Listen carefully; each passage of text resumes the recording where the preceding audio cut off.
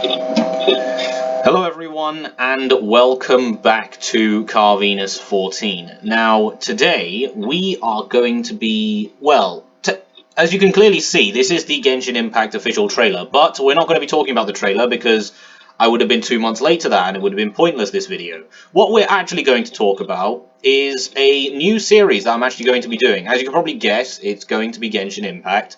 Now, you see, the thing is, apologies for the horrendous quality I seem to be running here. Why am I doing 480? Yeah, unfortunately my computer, this computer right here, cannot do 1080p very smoothly. So 720p is probably going to be the max resolution that I can actually do for you guys. So apologies for that. Yeah, so I'm going to be talking about this new series that we're going to do. So, as you all know, Genshin Impact is a ridiculously popular game. But what I want to talk about today is the series that we're going to be doing. So, I'm going to be doing a Genshin Impact series, and unfortunately, there have been some complications that may have happened. So, I was pre-recording the game, and then I was going to post them at, like, one at a time later down the road. But because corruption is a thing, and COVID virus. I mean, coronavirus has inflicted its wounds upon my device, and the files have got corrupted. So all of my progress, I mean, on my recordings, have been lost. Yeah, which means, if you didn't know, I'm basically at the point where it's really boring for me now. Like, I've finished all of the story parts I can do, and I'm just waiting for the next update, which, as of right now, is patch 1.4. Sorry, 1.3. 1.3. Alright, to try not to get too ahead of ourselves. So, basically, yeah, so that's the thing. So what I'm now going to do is I'm going to basically basically summarize the actual storyline for each part. So I'm going to go through the prologue, which is Mondstadt's chapter, and the chapter 1, which is Liyue's chapter. So yeah, I'm going to talk about both of those Archon quests, then the character story quests I also want to summarize, and also the event quests. So I want to try and do everything that is story related to Genshin Impact, because, this is a very story-driven channel. And I have actually been playing the game, and I do find it really, really fun. So yeah, basically, I want to try and get all of this content out before the patch 1.3 update. So I want to get all of the Archon quest summaries out, all of the character quest summaries out, and all of the event quest summaries out as well. Now, hopefully my computer does not break down on me and actually gets me there quickly enough. So, now that that's out of the way, and you're probably thinking, well, why are you doing a summary? Because there's already loads of playthroughs on the, on the YouTube, that has already basically been through the story and everything. Well, you see, I have, I have a small amount of OCD, and if something isn't in order, it does aggravate me. It really does. So, for my own personal, I don't know if pleasure would be the right word to use here, but I'm going to say it anyway. For my own personal pleasure, I would like to basically have all of the chapters from the very beginning of the game to the very end of the game. Just so that, if someone is out there and wants to look at my summary on these videos, then they can. So, yeah, that's how it's going to work. So, anyway, on with the tour. Now, the reason I have this trailer is because this is the most this is the most Mondstadt-related trailer I've actually ever seen, and you're probably saying, oh, why don't you watch some of the cutscenes then and go through that with us? Well, I would love to, except cutscenes have adverts, and I can't exactly edit them because this PC is not very good at editing. So, yeah, hence why. Now you know why my videos are really long, because I can't really edit them properly. So, yeah, apologies for that, but you're just gonna have to deal with it until I can actually get myself a suitable streaming setup. So yeah, anyway, on with the show. I've said that twice now, but in different words at last. Anyway, as I was saying, so the story takes place as us, which is the traveller. Now, which traveller? It really depends on the traveller that you're going for. So I actually ended up picking the male traveller just because, well, I like representing myself as a male in games. So I represented myself as Aether, and yeah, that's generally how I like to play my games, just representing myself as the person who I am. So, who am I? I don't know. It is what it is. Anyway, I do get sidetracked quite a bit as well, so you will see me do that a lot in this video. So, yeah, basically, us and our sister, Aether and Lumine, our sister, is, I probably should have put a spoiler warning at the very beginning of this video. So, if you are new to the Genshin Impact game, and you haven't really played through the story yet, I would suggest clicking away from this video, and I would say coming back to hearing my summary, but when you've already played the story, you may as well not hear my summary, and yeah. So that's how it is. If you haven't seen if you haven't played through the story or seen other gameplays of the story, this will contain spoilers, so you've been warned. Now, so us and our sister, Aether and Lumine, are basically traveling across the universe, right? And when we manage to get to Teyvat, an unknown goddess calling herself the what's her name, Sustainer of Heavenly Principles, stops us in our tracks and basically says the end of mankind is here, or something about irrigation of mankind, I think, something like that. Yeah, so basically she stops us, we fight her, she kidnaps, she teleports our sister to a random location that we don't know of, and then she teleports us to Teyvat. She steals our powers as well, so meaning that we are basically powerless to go back to the universe we came from. So now we're on this mission to basically meet all of the seven... Excuse me, sorry about that. To meet all of the seven Archons, get our powers back and go home, while also destroying the Sustainer of Heavenly Principles. So that's basically the aim of the game here. How the story begins? Well, we are peacefully fishing in the sea at the very most northeastern point of the of Mondstadt. And over there, we basically find Paimon in the water. Well, technically, we fish her out, and we tell her what's happened to us so far. She says, "Oh, thanks for rescuing me. Now I'm going to be your travel guide." So yeah, basically, she basically becomes our little mascot, or friend, or traveling partner, or emergency food, as some of you might like to call her. But yeah, I digress. So yeah, she becomes our traveling companion, and she basically takes us to Mondstadt, where she thinks we can hopefully find some answers there on our sister. So we go there, and then we see the Statue of the Seven. Now, the Statue of the Seven, for those of you that don't know, is basically a statue in each region that is made up and made to represent the ideals of the different Archons in Genshin Impact. Like this one right here, this is the Anemo statue. So when we touch this statue, we get the power of the Anemo Archon. Who the Anemo Archon is, I don't know. Yeah, so we get the power of the Anemo Archon, and then we basically carry on our journey to Mondstadt. Then Amber comes out of nowhere, says, explain yourselves, what are you doing in this part of town? And then we say, we are traveling partners. Well, Aether says we are traveling partners, or emergency food, depending on the option you picked.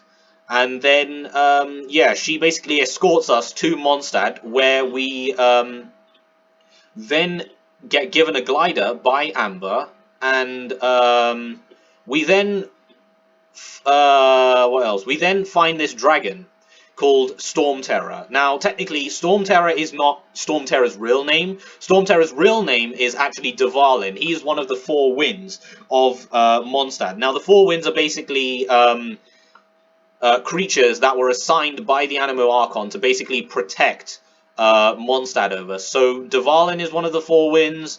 Boreas is one of the four winds. Who else? Then we've also got, there's a lion and a eagle, I believe. So yeah, who the lion and who the eagle are, no idea. Um, so yeah, like I said, I'm not going to go into any lore or theory in these videos. So if you do want to look for lore and theories, then you may as well. You're better off looking at other videos. Anyway, carrying on. So where were we? We came into Mondstadt, and then yeah, we find Storm Terror, and then we basically fight Storm Terror and weaken him a little bit, and he goes back into hiding. Then we get sent down, and that's when we meet Kaya, who actually brings us to the Knights of Favonius headquarters, where we also meet Jean, who is the acting Grandmaster at the time, and Lisa, who is the librarian. Kaya, by the way, is the cavalry captain of the Knights of Favonius. Amber, if you want to know, is the she's an outrider, so basically someone that explores, and she's a scout, basically. Yeah. So we then become the honorary knight that saved Storm Terror from Mondstadt for now, and then we, well, basically help out the whole Storm Terror situation there. So we do a bunch of activities, and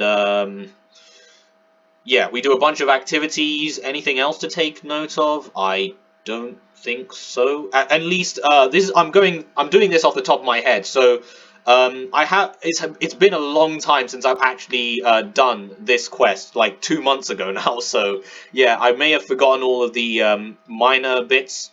So yeah. Moving on though, the next major bit after that is we get introduced to Venti. Now, Venti, if you didn't know, is the what's it called? He's the bard. He's the bard of the nation. Now, bards are basically people that sing songs to other people for money. Yeah. So Venti's a bard, and Venti is basically, okay, I may as well tell you guys now. Venti is Barbados. He is the Animo Archon, alright? So basically, Venti also is part of this whole thing. I mean, being the Animo Archon, it is kind of his responsibility. So he doesn't understand what's happened to Barbados. He doesn't understand what's happened to Dvalin. So he then goes on to say that he thinks that the two blood clots, sorry, the two blood clots on Dvalin's neck is the source of Dvalin's, well, rage, as he likes to call it. So Dvalin's basically been corrupted by the Abyssal Order, which, well, there is a bit of a twist at the end of this video, if you want to know. But yeah, they're made by the Abyssal Order. Now, as to why the Abyssal Order did that, no idea. Probably to make out with their aim, sorry. So the Abyssal Order, if you didn't know, I know this is ridiculously all over the place, but if you didn't know, I don't really script my videos. I just kind of go with it. So yeah, I just go with the flow. You can probably tell from my previous videos, but yeah, I don't create a script. So this may be all over the place, but you know, I'm trying to get all of this information in a video, hopefully under 30 minutes, because I know you guys don't have more than 30 minutes to watch a video on Genshin Impact. Okay, maybe you do, but you know. So yeah, where was I? Yeah, the Abyssal Order completely hates humanity, and they wish to wipe out the entire human race. So I guess in order to do that, they decided to corrupt Dvalin and basically make him destroy Mondstadt and then carry on with the rest of the regions.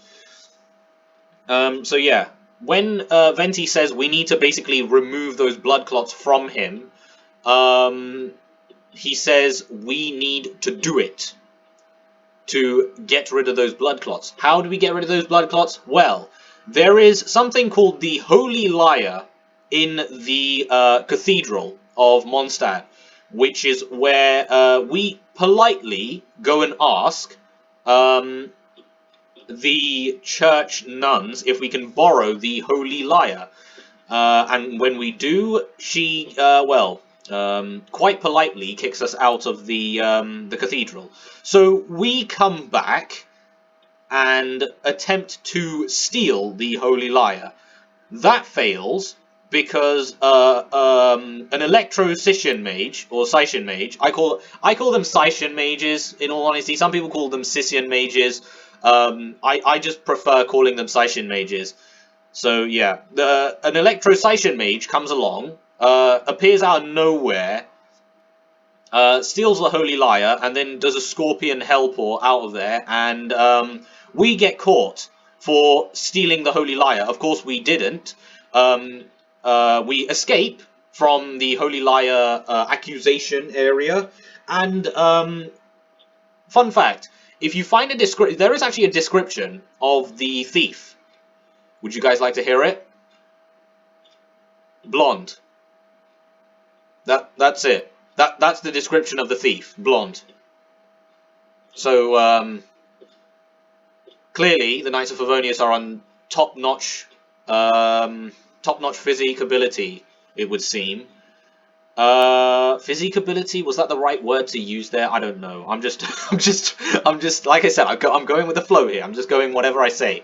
So yeah, as they, well, found out who we are, in quotation marks, we attempt to basically clear our name. So we fight off the Fatui, a Fatui agent who has the Holy Lyre, and then we get the Holy Lyre back. But unfortunately, Venti, being the Venti he is, says that the Holy Lyre is basically useless in the condition it is now. So then we basically need to go and find 3 teardrops, and we find the teardrops to basically give the Holy Lyre its power back. And when we get the power back from the Holy Lyre, we go to the top of Star Snatch Cliff, which is the highest point in Monstadt. We go to Star Snatch Cliff, to the highest point in Monstadt, and the reason we go there is because the music will travel far and wide, hopefully reaching Dvalin. So, Venti starts playing there, Dvalin appears, and on his back is an Abyss Mage. So the Abyss Mage destroys the Holy Lyre, and basically corrupts Dvalin even more. Dvalin goes into a raging fit, and yeah, we decide to end this once and for all. So Diluc, Jean, Venti, and us, and Paimon carry on moving to Dvalin's hideout. Now, Dvalin's hideout, where is it? Well, it's literally called Storm Terror's Lair on the minimap, so it's there. Now, if you tried to go into that area before, it was actually blocked by a wind barrier. And, basically, the way you actually go through that wind barrier is by, what's it called? By progressing through the story. So, Venti plays the Holy Lyre, or, well, a music, like a piece of ancient music that breaks the seal for Storm Terror's lair, and we have to solve a bunch of puzzles, get to the top, and then we basically face off Storm Terror, and we defeat him. Well, not defeat him, but we destroy the blood clots on his back. So when that happens, he becomes free, and everyone lives happily ever after. So when that's over, we go to see Venti again, who tells us about the whole Archon, world, and the whole, basically, the Archon lore. Like, the Archon... How do I explain this? I was going to say Archon physics, but Archon and physics don't really work together, science and religion. But we're not going to get into an argument against that, or on that. Yeah, so Venti basically tells us... I may have skipped an episode. I've skipped an episode. When we get back and free Dvalin from the blood clots, I can't remember, but I do remember Her Highness, La Signora. I know some of you may be ecstatic when hearing that name, but yeah, La Signora. She, basically, what's it called? What's the word? Ambushes us, and Venti, yeah. She, steals the Gnosis inside of Venti, and disappears. I do believe this actually happens after we rescue Dvalin. So, yeah, I do believe this happens after we rescue Dvalin. So she steals the Gnosis. What is a Gnosis? Well, a Gnosis is it's basically a everyone knows what visions are, right? Visions are basically given to people who who overcome their fear and actually fight for good in the situation. And a vision is granted to people by Archons. Now, a Gnosis is basically an Archon's vision. So a Gnosis basically has the well, not power, but a Gnosis, what the literal definition of a Gnosis is it keeps a connection between an Archon and Celestia. Celestia being the well, Celestia is like heaven, if you think about it. Like, Celestia is like a bit like heaven. So there's actually a palace in Celestia, which is in the sky. If you literally stand on the angel's statue in Monstadt, in front of the cathedral, and turn yourself northwest, you should be able to see it in the sky up there. So yeah, that's the Celestial Palace, and it basically, the Gnosis keeps a connection between the Celestial Palace and themselves, so that they can basically interact with Celestia and, well, basically teleport there and come back whenever they want to. Also, it's their place of healing, so if they feel as if they're growing weaker, they can go back there to heal. So yeah, clearly Celestia is a very important place. Now, once the Gnosis has been lost from Venti, he doesn't really seem that worried. It's because only his connection has been severed with